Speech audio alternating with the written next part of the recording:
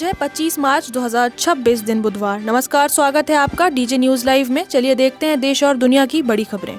सबसे पहले आप ये खबरें कहां से देख रहे हैं हमें कमेंट करके जरूर बताएं। साथ ही हमारे यूट्यूब चैनल को लाइक और सब्सक्राइब करना बिल्कुल ना भूलें। पीएम मोदी ने अमेरिका के राष्ट्रपति ट्रंप और श्रीलंका के राष्ट्रपति अनुरा कुमारा से टेलीफोन पर लंबी बातचीत की। बातचीत में खास तौर पर पश्चिम एशिया की मौजूदा कंडीशन पर चर्चा हुई। प्रधानमंत्री ने तनाव कम करने और शांति बहाल करने पर जोर दिया। उन्होंने साफ किया कि हॉर्मुज़ स्ट्रेट का खुला, सुरक्षित और आसान रहना पूरी दुनिया के लिए बहुत जरूरी है। दोनों देशों ने शांति और स्थिरता बनाए रखने के लिए संपर्क में रहने पर सहमति जताई। श्रीलंका के साथ बातचीत में भारत श्रीलंका ऊर्जा सहयोग और रीजनल सिक्योरिटी की अहमियत को दोहराया गया और साझा चुनौतियों का मुकाबला मिलकर करने का भरोसा भी दिया गया।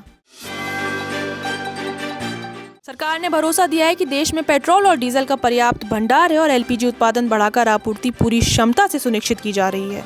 ज्वाइंट सेक्रेटरी सुजाता शर्मा ने कहा कि अफवाहों में आकर घबराहट में खरीदारी न करें। उन्होंने बताया कि सोमवार को करीब 7500 नए घरेलू और कमर्शियल कनेक्शन जोड़े गए हैं। स्पेशल सेक्रेटरी राजेश कुमार सिन्हा ने कहा कि बंदरगाहों पर कोई भीड़भाड़ नहीं है और एलपीजी जहाज सुरक्षित रूप से हॉर्मुज़ पार कर चुके हैं।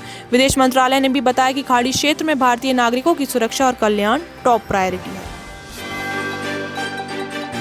केंद्र सरकार ने जानकारी दी है कि 2 भारतीय एलपीजी जहाज पाइन गैस और जगवसंत हॉर्मुज़ स्ट्रेट पार कर भारत की ओर बढ़ रहे हैं। पाइन गैस में लगभग 45,000 मैट्रिक टन एलपीजी है जो 27 मार्च को न्यू मैंगलोर पोर्ट पहुंचेगा।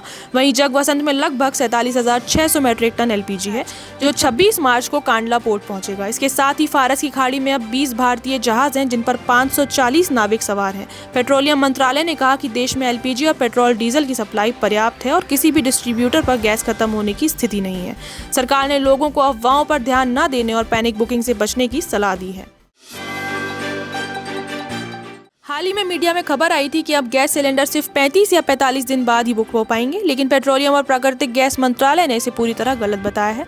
सरकार ने साफ किया है कि पीएम उज्ज्वला योजना के तहत घर घर गैस सिलेंडर लेने वाले उपभोक्ता और नॉन पीएमयूवाई उपभोक्ता दोनों ही एक सिलेंडर की डिलीवरी होने के 25 दिन बाद ही दूसरा सिलेंडर बुक कर सकेंगे। वहीं कमर्शियल एलपीजी के कोटे को पहले से बढ़ाया गया है। हालांकि डिस्ट्रीब्यूटर्स का कहना है कि इसका असर दिखने में 2 से 3 दिन तक का समय लग सकता है। सरकार ने देश में ऊर्जा सुरक्षा बढ़ाने के लिए नेचुरल गैस और पेट्रोलियम पाइपलाइन बिछाने का नया आदेश जारी किया है। यह आदेश खास तौर से हॉर्मुज़ स्ट्रेट में संभावित रुकावटों को ध्यान में रखते हुए जारी किया गया है।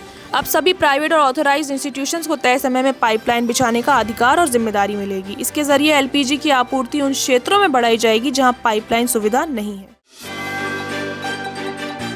दिल्ली विधानसभा को लगातार दूसरे दिन बम धमकी भरा ईमेल मिला। आज सुबह विधानसभा स्पीकर के ओएसडी को धमकी भरा ईमेल मिला। सुरक्षा एजेंसियां इसकी जांच में जुटी हैं। हालांकि बीते दिन भी स्पीकर विजेंद्र गुप्ता के पास धमकी आई थी, लेकिन उस समय कोई संदिग्ध नहीं मिला। इसके चलते सदन की कार्रवाई आधे घंटे लेट शुरू हुई। इस घटना ने राजधानी में सुरक्षा को लेकर सतर्कता बढ़ा दी है और विधानसभा परिसर में सुरक्षा को कड़ा कर दिया है। Chief of defence staff general Anil Chauhan ने ब्रिटेन के air chief marshal sir Harvey Smith के साथ नई दिल्ली में बैठक की। बैठक में दोनों देशों के बीच ट्रेनिंग, लेन देन, इंटेलिजेंस कोऑपरेशन और इंटीग्रेटेड मिलिट्री कोऑपरेशन की प्रगति पर चर्चा हुई। बैठक के दौरान 17वीं सैन्य सब ग्रुप की सफल बैठक की सराहना की गई। भारत में ब्रिटेन की हाई कमिश्नर और अन्य अधिकारियों में बैठक में शामिल हुए। इससे भारत ब्रिटेन के बीच रक्षा सहयोग और गहरा और भविष्य के लिए तैयार बनाने की दिशा में महत्वपूर्ण कदम माना जा रहा है। मिडिल ईस्ट में तनाव के बीच ईरान की आरजीसी ने पाकिस्तान के कराची जा रहे सैलेन जहाज को हॉर्मुज़ स्ट्रेट पार करने से रोका। ईरानी कमांडर ने कहा कि जहाज के पास अनुमति नहीं थी। वहीं युद्ध शुरू होने के बाद अब तक भारत के 5 एलपीजी और तेल टैंकर हॉर्मुज़ में सुरक्षित पार हो चुके हैं। ईरान पाकिस्तान तनाव और मध्यस्थता की कोशिशों के बीच ये घटना क्षेत्र में सुरक्षा और व्यापार पर असर डाल सकती है। ईरान ने हॉर्मुज़ स्ट्रेट को लेकर नया आदेश जारी किया है। इसके तहत सिर्फ वे जहाज गुजर सकते हैं जो ईरान के दुश्मन नहीं है, किसी भी तरह युद्ध में शामिल नहीं है और ईरानी सुरक्षा नियमों का पालन करेंगे। इसके लिए पहले ईरानी अधिकारियों ने अनुमति लेना जरूरी है। ये कदम ऐसे समय में लिया गया है जब अमेरिका और इजराइल द्वारा ईरानी ऊर्जा सुविधाओं और पावर प्लांट्स पर हमले की खबर आ रही है। ईरान ने चेतावनी दी है अगर कोई हमला हुआ तो उनकी सेना कड़ा जवाब देगी।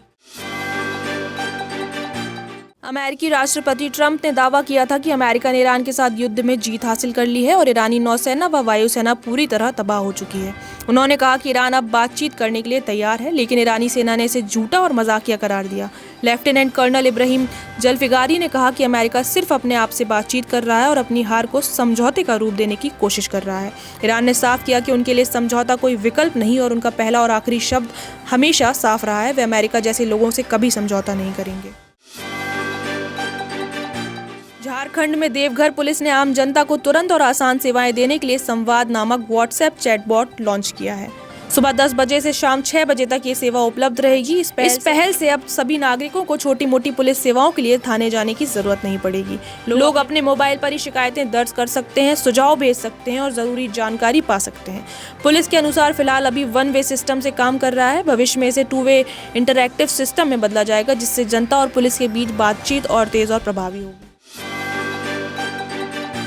गुरुग्राम के नामी स्कूल को भी बम से उड़ाने की धमकी मिली है। मेल की सूचना मिलते ही स्कूल प्रशासन ने लगभग 2000 बच्चों को सुरक्षित स्थान पर भेज दिया और स्कूल में प्रवेश रोक दिया। पुलिस और बम डिस्पोजेबल स्क्वाड तुरंत मौके पर पहुंची। 2 घंटे तक स्कूल परिसर की पूरी जांच की गई, लेकिन किसी संदिग्ध वस्तु का पता नहीं चला। हालांकि इस धमकी के पीछे का आरोपी पकड़ा गया है। उसने फर्जी भारतीय दस्तावेज बनाकर डिजिटल मार्केटिंग और क्रिप्टो करेंसी के जरिए कई मेल भेजे। आरोपी एक बांग्लादेशी नागरिक था जो पिछले 9 महीने से भारत में रह रहा था। हरियाणा में राज्यसभा चुनाव के दौरान क्रॉस वोटिंग के मामले ने कांग्रेस पार्टी में हड़कंप मचा दिया। सिरसा के विधायक गोकुल सोतिया ने कहा कि 5 विधायकों ने पार्टी के प्लेट पर खाना खाया, लेकिन वोट बीजेपी को दिया। उन्होंने मांग की कि ऐसे विधायकों को पार्टी से बाहर किया जाए और पार्टी को एक सख्त संदेश दिया जाए। पूर्व विधायक मोहम्मद इजराइल ने कहा कि उन्होंने अपना मन का वोट दिया और अब पार्टी अपनी नीति देखे। कांग्रेस के अंदर अब ये मामला विवादित बन गया है और आगे की कार्रवाई पर सबकी नजर है। हिमाचल प्रदेश सरकार ने अन्य राज्यों के वाहनों पर एंट्री टैक्स 100 रुपए तक बढ़ा दिया है। ये नया टैक्स 1 अप्रैल से लागू होगा। इस फैसले के बाद पंजाब में स्थानीय लोग और किसान संगठनों ने प्रदर्शन शुरू कर दिया। रूपनगर जिले में भैरवल एंट्री पॉइंट पर 2 घंटे तक चक्का जाम हुआ। दोनों तरफ वाहनों की कतारें 10 किलोमीटर तक लंबी हो गई। मुख्यमंत्री सुखविंदर सिंह सुक्खू ने पंजाब के सीएम भगवंत मान से बातचीत की और मामले की समीक्षा की घोषणा की। विरोधियों का कहना है कि इस टैक्स से टूरिज्म और स्थानीय लोगों की रोजमर्रा की जिंदगी प्रभावित होगी। एम्स भोपाल में अंगदान, ट्रांसप्लांट और आर्टिफिशियल इंटेलिजेंस पर नेशनल लेवल का CME आयोजित हुआ। इसमें देश भर के एक्सपर्ट ने अंगों की कमी, ट्रांसप्लांट सिस्टम की मुश्किलें और AI के इस्तेमाल से इलाज को बेहतर बनाने पर चर्चा की। एक्सपर्ट्स का कहना है कि विकसित AI मॉडल ट्रांसप्लांट में बेकार होने वाले प्रयासों को 60% तक कम कर सकते हैं। इससे समय और रिसोर्सेज की बचत होगी और मरीजों को तेज, सटीक और बेहतर इलाज मिल सकेगा। तो ये थी आज की फटाफट बड़ी खबरें। अगर आपको ये न्यूज़ पसंद आई हो तो वीडियो को लाइक, शेयर और सब्सक्राइब जरूर करें। धन्यवाद।